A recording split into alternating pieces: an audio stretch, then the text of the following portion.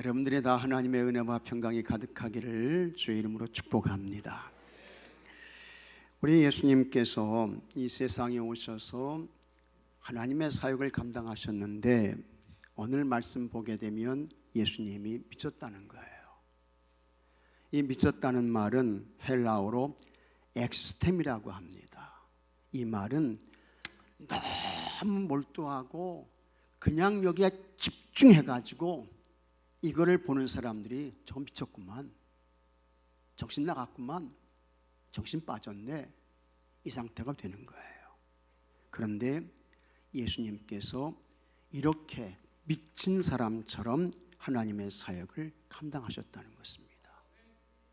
그래서 이와 같은 모습을 보고 예수님의 친족들이 예수님을 붙잡으러 왔어요. 여기 친족은 이제 예수님의 가족들이죠. 그리고 가까운 친척들이 예수님 미쳤네, 저 그냥 두면 안 되겠네 해가지고 예수님을 붙들러 왔다는 것입니다. 그만큼 우리 예수님이 하나님께서 맡기신 사역에 대하여 아주 그냥 몰두하셨다는 거예요. 몰입하셨다는 거예요. 사람들이 볼 때 예수님 미쳤구만, 가족들이 볼 때 저 예수 미쳤네, 이렇게 이제 나온 것입니다. 그러니까 우리 예수님께서 얼마나 열정적으로 사역을 감당하셨는가 하는 것을 말씀하고 있는 것입니다. 우리 예수님께서 이 세상에 오셔서 3년 동안 공생의 삶을 사셨죠. 이 3년 동안 예수님께서 무슨 일을 하셨는가 하는 것을 마태복음 4장 23절이 우리에게 말씀해 주고 있습니다.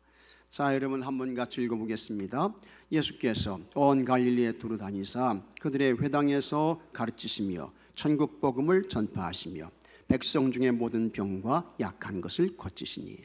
한번 같이 하겠습니다. 가르치시며 전파하시며 고치시니. 이게 예수님이 하신 사역이에요. 가르치시고 전파하시고 고치시고. 예수님 이 세 가지 사역을 하신 것입니다. 가르치셨다, 이것을 우리는 교육 사역이라고 이야기를 하는 것입니다. 그래서 teaching ministry 이렇게 이야기를 하죠. 예수님께서 뭘 가르치셨느냐? 구약 성경에 약속된 메시아 그리스도 구주가 오신다고 했는데 그 사람이 바로 나다. 예수님이 그걸 가르치시는 거예요. 내가 구약 성경에 약속된 구원자야, 메시아야, 그리스도야, 구주야. 그걸 예수님께서 가르쳐 주신 거예요. 그 다음에 예수님께서 그와 같은 예수님을 그리스도 주님으로 믿고 고백하면 같이 하겠습니다. 죄사함 받는다. 죄사함 받는다. 죄사함 받는다는 거예요. 구원 받는다는 거예요. 하나님 나라 천국의 사람이 되고 영생의 사람이 된다. 예수님께서 그 복음을 전하신 거예요. 그래서 예수님께서 나를 믿어라, 나를 따라와라, 예수님께서 말씀하시고 있는 것입니다. 이게 예수님의 선교 사역, 프리칭 미니스트리, 이것이 되는 것입니다. 그 다음에 예수님께서 또 하나 아주 중요한 사역을 하셨죠. 그것은 여러분 치유 사역인 것입니다. 힐링 미니스트라고 합니다. 예수님은 병든 사람을 고치셨어요. 영혼이 병든 사람 고쳐주셨죠. 죄의 문제를 해결해 주셨고, 마음이 병든 사람들, 마음에 상처가 있는 아픔이 있는 사람들, 그 사람들을 다 치료하셨어요. 육신의 질병 가운데 계신 분들 고쳐주셨습니다. 그래서 예수님께서 이 예수님의 치유사역을 통해서 많은 사람들이 고침을 받지 않습니까? 그 다음에 또 심지어 우리 예수님은요, 죽은 사람도 살리셨습니다. 그래서 나인성 여인의 아들이 죽었는데 그 아들 살려내시고, 회당장 야이로의 딸이 죽었는데 달리다고 손을 잡아 일으키니까 그 죽은 회당장 야이로의 딸이 살아나게 되고, 또 누구 살리셨습니까? 나사로. 나사로 살리셨잖아요. 나사로를 구원한 것입니다. 무덤에 들어가서 3일이 지났는데 그 나사로를 살려내게 되는 것입니다. 이와 같은 치유 사역을 하신 것입니다. 그런데 예수님께서 이와 같은 사역을 감당하실 때에 정말 우리 예수님은요, 미친 사람처럼 이 사역을 감당하십니다. 그리고 이 사역을 감당하기 위해서 예수님께서 준비를 많이 하시고 엄청난 기도를 하세요. 먼저 예수님은 이 사역을 감당하기 위해서 금식하며 기도하십니다. 그것도 40일을 금식하며 기도하셔요. 그런데 이 금식 기도를 하실 때에 우리는 보통 금식 기도를 하게 되면 뭐 먹습니까? 뭐 마십니까? 물 마시잖아요. 물 안 먹으면 죽습니다. 안 됩니다. 그런데 예수님은 아무것도 잡수지 않았어요. 그래서 여기 이제 누가복음 4장 2절 말씀 보게 되면 아무것도 잡수시지 아니하시니, 그리고는 얼마를 기도하셔요? 40일을 금식하신 거예요. 40일을. 제가 말씀드렸죠. 제가 신학교 4학년 때에 이제 하나님의 부름을 받고 교회를 다니면서 이제 목회를 나가야 되는데, 우리 동기 중에 계신 분이 우리보다 나이가 위였는데 하나님의 사역을 잘 감당하기 위해서 자, 우리 함께 가서 금식하고 기도하고 그 다음에 주의 사역을 감당하도록 하자. 그래서 40일 금식 기도에 들어갔어. 근데 한 명이 죽었어요. 금식 기도하다가. 그 다음에 한 분은 몸과 마음과 정신이 다 망가져가지고 정상적인 삶을 살지 못하고, 그만큼 힘들고 어려운 것이에요. 그런데 더군다나 예수님은 아무것도 잡수지 않고 40일을 금식하십니다. 세상 사람들이 볼 때 제정신입니까? 미친 거예요? 미친 거야. 미쳤어. 예수님이 그렇게 사역을 하신 것입니다. 그 다음에 예수님께서 새벽을 깨워 기도하시죠. 마가복음 1장 35절에 새벽 아직도 밝기 전에 예수께서 일어나 나가 한적한 곳으로 가서 거기서 기도하시더니, 예수님이 새벽 기도하시잖아요. 우리 교회에 여러분 새벽 기도에 부흥이 일어났는데 제가 보니까 부흥에 한 그 영빨이요, 한 달이 못 가는 것 같아요. 그냥 사람들이 새벽 기도 나오더니요 그냥 떨어져. 그래서 내가 만나는 사람마다 새벽 기도 하니까 어떤 분은 나에게 여기다 T-사실 읽기 두고 새벽 기도 쓰고 다니랴.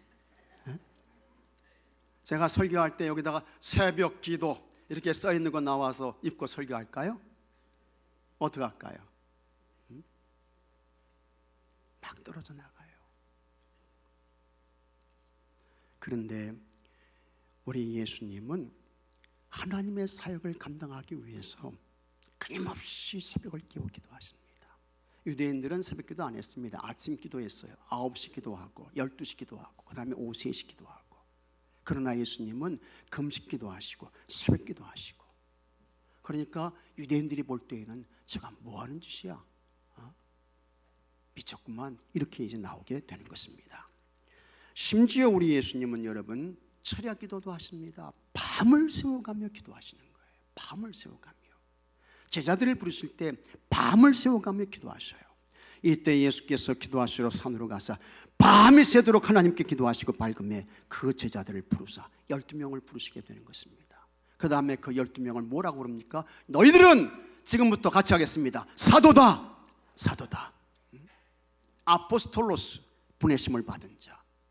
너희들은 보냄을 받은 자야 하면서 사도로 세우시는 것을 보게 됩니다.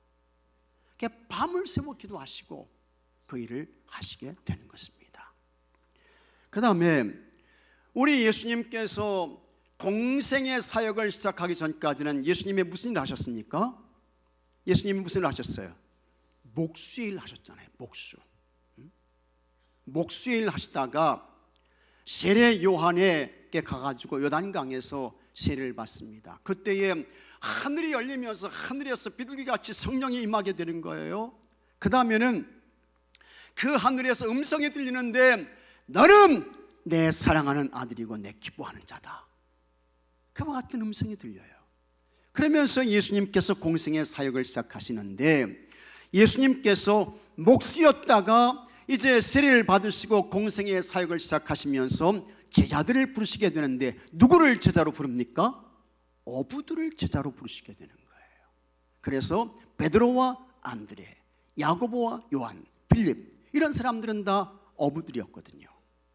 이런 사람들을 제자로 부르는데, 자 여러분, 목수나 어부나 그 직업의 정도가 차이가 있습니까? 그냥 거기서 거깁니까? 대답해 보셔요. 그냥 거기서 거긴 거예요. 주목받지 못하는, 세상 사람들에게 참 이렇게 대우받지 못하는 그런 이제 직업인데, 목수나 어부나 거의 거기서 거기에요. 그런데 목수 출신의 예수님이 어부 출신의 제자들을 부르는 거예요. 그리고는 또 그들이 따라와요. 이런 것을 보게 되면 세상 사람들이 저게 정상적인가? 저게 제대로 되는 거야? 이런 생각을 할 수 있어요, 없어요? 하게 되는 거예요. 정말 세상 사람들이 저건 뭐 하는 짓이지? 쟤네들이 왜 저래? 이럴 수 있는 것입니다. 그 다음에 마태를 또 제자로 부르시는 것을 우리가 보게 됩니다. 이 마태는 뭐 하는 사람입니까? 마태는 세리입니다. 유대인들이 가장 미워하는 사람이 누굽니까? 세리예요, 세리. 세리인 것입니다. 그래서 마태복음 9장 9절에 예수께서 그것을 떠나 지나가시다가 마태라는 사람이 세관에 앉아있는 것을 보시고 이르시되 나를 따르라 하시니 일어나 따르니라 해서 세리 마태가 예수님의 제자가 되는 것입니다. 이 당시에는 로마의 식민지 통치를 이스라엘이 받고 있었어요. 그래서 이 로마가 이스라엘 사람들에게 뭘 걷어갑니까? 세금 걷어가는 거예요. 그 일을 하는 사람이 세리야. 그래서 이 로마가 이 세리에게 이 정도의 세금의 양을 책정해 주는 것입니다. 그래서 이 정도만 바치고 나머지는 내가 알아서 어떻게 해. 이게 그 당시의 세리였습니다. 그러니까 이 세리들이 그 가난한 그 유대인들, 이스라엘 사람들을 좀 생각해 가지고 정직하게 이렇게 세금을 거두면 얼마나 좋아요. 그러나 세리는 그런 사람들이 아니었습니다. 많은 세금을 부과해 가지고 그 가운데 로마가 요구하는 그와 같은 일정한 양의 세금을 바치고 나머지는 다 자기가 갖는 거예요. 그러니까 세리는 부자였는데 이 이스라엘 사람들에게는 공격의 대상이었습니다. 요즘으로 말하면 테러를 해야 하는 그런 사람들이 세리였던 것입니다. 그런데 예수님께서 이와 같은 세리를 제자로 부르셔요. 자, 이것은 뭘 말하느냐? 예수님도 똑같은 사람이네, 똑같은 인간이네, 이렇게 취급을 받을 수 있는 거예요.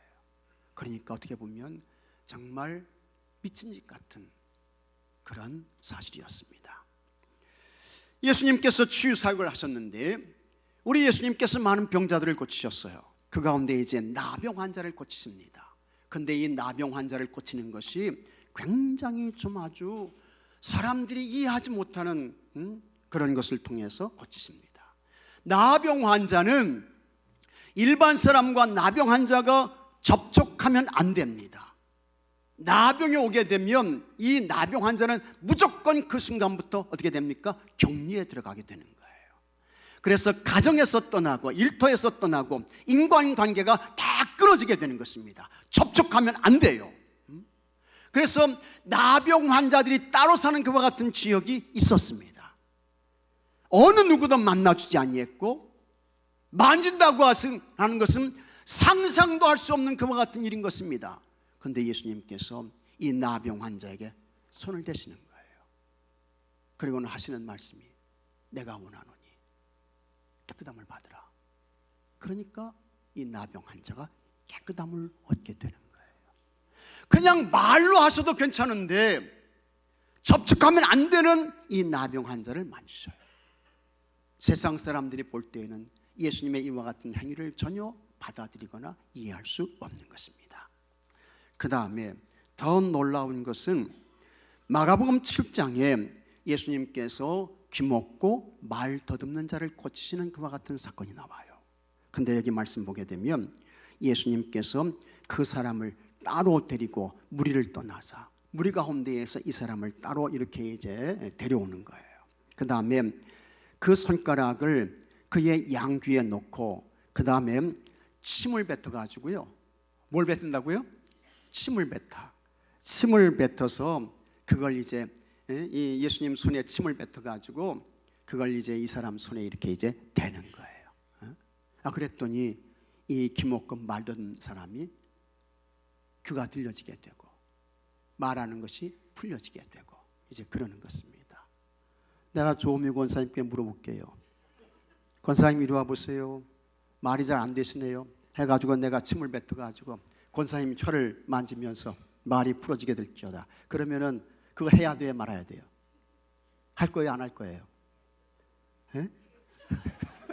우리 권사님은 믿음이 좋아서 한다고 그러는데 여러분 이게 침을 뱉어가지고 말이죠, 그걸 혀에 대면서 고쳐주신다는 게 이게 그냥 말로 하셔도 되는데 예수님이 그렇게 하신 거예요. 그러니까 이거 일반 사람들이 이거 받아들이고 수용할 수 있습니까? 세상 사람들이 볼 때는 미친 짓이야. 아마 이거 교회에서 소문나게 되면 중학교에 가면 목사님이 손에 침 뱉어가지고 혀에 대시면서 기도한대. 이거 소문나게 되면 우리 교회 문 닫아야 될지도 몰라요. 그렇지 않겠어요 여러분? 맞긴 또 뭘 맞아. 예수님의 이와 같은 치유사고를 하신 거예요. 사람들이 이해를 못하죠. 근데 더 놀라운 것은 맹인을 치유하는 사건이 나오는데 요한복음 9장 6절에 이 말씀을 하시고 땅에 침을 붓어 진흙을 이겨 그의 눈에 바르시고 이르시되 실로암 못에 가서 씻으라. 이 사람은 앞을 보지 못하는 사람이야. 그냥 예수님께서 말씀만 하시면 눈이 띄어지게 될지어다. 말씀만 하시면 충분히 눈이 띄어집니까? 안 띄어집니까? 띄어질 수 있죠. 보일 수 있죠.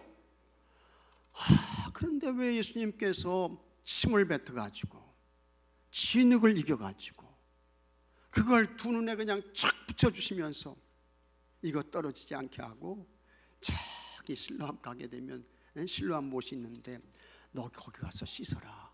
예수님 말씀하시는 거예요. 이 사람은 앞을 보지 못하는 사람이라도요, 앞을 보지 못해. 그러니까 이 사람이 그래도 예수님께 대한 믿음이 있어가지고 들은 건 있어가지고 그 침 뱉어서 붙여주신 그 진흙 떨어지지 않게 이걸 이렇게 붙잡고, 실로암이 앞이 못 보는 사람이 어딘지 어떻게 알아요? 그러니까 이거 떨어지지 않게 하면서 이걸 그냥 이렇게 붙들고 그러면서 그 실로암 못을 물어서 찾아가는 거예요. 이런 노래를 부르며 갔겠지요. 어두운 밤에 캄캄한 밤에 새벽을 찾아 떠난다. 종이 울리고 닭이 울어도 내 눈에는 오직 밤이었어. 이 노래 부르면서 갔겠죠. 근데 여러분, 그렇게 진흙 안 떨어지게 붙들고 사람들에게 물어 가서 실로암 못에 가서 씻었더니 그의 눈이 여러분 보게 된 줄로 믿으시기 바랍니다. 봤어요. 세상 사람들이 볼 때는 미친 짓이에요. 정신 나간 짓입니다. 근데 예수님 그렇게 하신 거예요. 그 다음에 예수님께서 고별 설교를 하시면서 너희들 다 섬기는 자가 되라 말씀하셔요. 섬기는 자가 돼야지. 그러면서 예수님께서 허리에 수건을 두르시고 제자들의 발을 얘들아 이리 와라 하면서 그 제자들의 발을 다 예수님께서 씻어주십니다. 요한복음 13장 14절에 내가 주와 또는 선생이 되어 너희 발을 씻었으니 같이 하겠습니다. 너희도 서로 발을 씻어주는 것이 옳으니라. 발 씻어줘라. 그게 옳은 것이다. 제자가 스승의 발을 씻길 수는 있어요. 그러나 스승이 제자들의 발을 씻기는 경우는 없습니다. 세상 사람들이 볼 때는 이건 역시 미친 짓입니다. 스승이 어떻게 제자들의 발을 씻어줘? 이해가 안 되는 그와 같은 사실입니다. 이렇게 사셨던 예수님께서 결국에는 어디까지 가십니까? 십자가까지 가시게 되는 거예요. 이 예수님이 누구시냐? 이 예수님은 사람의 몸을 입고 이 땅에 찾아오신 하나님이신 것을 믿으시기 바랍니다. 예수님이 하나님이야. 그 하나님은 죄가 없으신 분이에요. 그런데 죄와 허물로 죽은 가장 불쌍하고 불행한 비참한 인생들을 구원하시기 위해서 죄와 허물이 없으신 예수님, 곧 하나님께서 십자가에서 자기 몸을 찢어내시고 피를 쏟으시면서 마지막에는 옆구리에 창을 맞아가지고 물과 피를 다 쏟아내시고 예수님께서 죽으셔요. 사람들은 예수님을 조롱하죠. 당신 정말 그리스도가 맞아? 십자가에서 내려와봐. 침을 뱉고 조롱하고 멸시하고. 세상 사람들이 볼 때는 예수님은 미친 사람입니다. 성공한 사람 아니에요. 실패한 사람이요. 가장 불행하고 저주받은 사람인 것입니다. 그런데 예수님께서 그렇게 미친 듯이 사역을 하시고 하나님께 미친 사람으로 십자가에서 죽으실 때 그 결과로 여러분에게 구원이 온 줄로 믿으시기 바랍니다. 믿으셔야 돼요. 예수님의 미친 십자가로 나에게 구원 온 거예요. 영생이 오고 하나님 나라 천국이 온 것입니다. 참 감사한 거죠. 여러분이 정말 예수님 믿음으로 하나님 나라 천국의 사람이 된 것을 믿습니까? 믿으셔요? 믿으셔야 됩니다. 믿으셔야 됩니다. 예수님의 십자가 죽음으로 나에게 구원이 왔지, 영생이 왔지. 허물과 죄로 죽었던 내가 다시 살았어. 믿으셔야 돼요. 그리고 감사하셔야 되는 것입니다. 로마서 3장 24절에 자문같이 읽어보겠습니다. 그리스도 예수 안에 있는 성령으로 말미암아 하나님의 은혜로 값없이 의롭다 하심을 얻은 자 되었느니라. 이게 내가 받은 구원인 것입니다. 그리스도 예수 안에 있는 속량, 이 속량은 값을 지불하는 거예요. 죄의 값은 뭐라고 했습니까? 사망이에요. 근데 그 사망의 값을 나를 대신해서 예수님께서 십자가에서 지불해 주신 거예요. 믿으시면 아멘 하시기 바랍니다. 정상적인 사람은 못해요. 하나님께 미친 사람, 죄와 허물로 죽은 인생들 구원해야지, 살려내야지. 그 하나님의 사명에 미친 사람, 그 예수님의 순종 때문에 우리가 성령을 받고 구원을 받고 영생을 얻고 하나님 나라 천국의 사람이 된 것입니다. 참 놀라운 사실입니다. 이와 같은 은혜를 받은 우리는 어떻게 될까? 여러분 감사하셔야 하는 줄로 믿으시기 바랍니다. 원망과 불평이 나와요, 안 나와요? 없지요. 할렐루야. 어떻게 원망과 불평이 나올 수 있어요? 십자가 예수님의 속량으로 구원받은 사람이 어떻게 원망과 불평을 하고 다른 사람을 비난하고 비판하고 공격하고, 어떻게 여러분 그렇게 할 수 있습니까? 그것은 예수님의 구원의 십자가에 대한 진리를 모르는 사람이에요. 십자가의 도를 아직도 알지 못하는 가장 불행하고 불쌍한 사람인 것입니다. 감사로 찬송으로 살아야 할 줄로 믿으시기 바랍니다. 그 다음에 하나님의 구원의 역사는 계속해서 이어져야 하는 것입니다. 하나님의 교회를 통해서 영혼의 구원이 왕성하게 펼쳐져야 할 줄로 믿습니다. 하나님의 나라가 점점 더 확장되어 가는 것입니다. 그러기 위해서는 예수님처럼 미친 사람이 계속해서 나와야 되는데, 계속해서 나와야 돼요. 그 사람이 누구냐? 예수님처럼 미친 사람이 누가 돼야 돼요? 아유, 교회 장로님들이면 되죠. 기도 많이 하는 권사님이면 되죠. 그게 여러분 아닌 것입니다. 여러분들이 예수님처럼 바울처럼 미친 사람들이 되어서 주의 사역을 감당하는 모든 분들이 되셔야 할 줄로 믿으시기 바랍니다. 내가 되어야 되는 거예요. 내가. 여러분 자신이 되어야 하는 것입니다. 사도 바울이 얼마나 참 주님과 교회를 위한 열정과 열심의 삶을 살았던지 이 사람도 정말 완전히 예수님께 비친 사람으로 살았습니다. 예수님 만나기 전에 회방자였습니다. 박해자였습니다. 교회를 핍박하는 사람이었습니다. 그런데 다메섹 도상에서 부활하신 예수님을 만나게 됩니다. 그때부터 그의 인생이 완전히 달라지게 되죠. 그리고는 진짜 주님과 교회를 위한, 하나님 나라를 위한 미친 사람이 돼요. 사도행전 20장 24절에 한번 같이 읽어보겠습니다. 내가 달려갈 길과 주 예수께 받은 사명 곧 하나님의 은혜의 복음을 증언한 일을 마치려 하면은 나의 생명조차 조금도 귀한 것으로 여기지 아니하노라. 아멘. 주의 복음을 전하고 영혼을 구원하는 데는 자기 생명을 조금도 귀한 것으로 여기지 않는다는 거예요. 이 사람 예수님께 미친 사람입니까? 안 미친 사람입니까? 미친 사람이야. 사도 바울의 이와 같은 미침 때문에 이 복음이 오늘 여러분들에게도 전해져서 여러분들이 구원받게 된 줄로 믿으시기 바랍니다. 이제는 그 일을 내가 해야 돼요. 우리가 해야 되는 것입니다.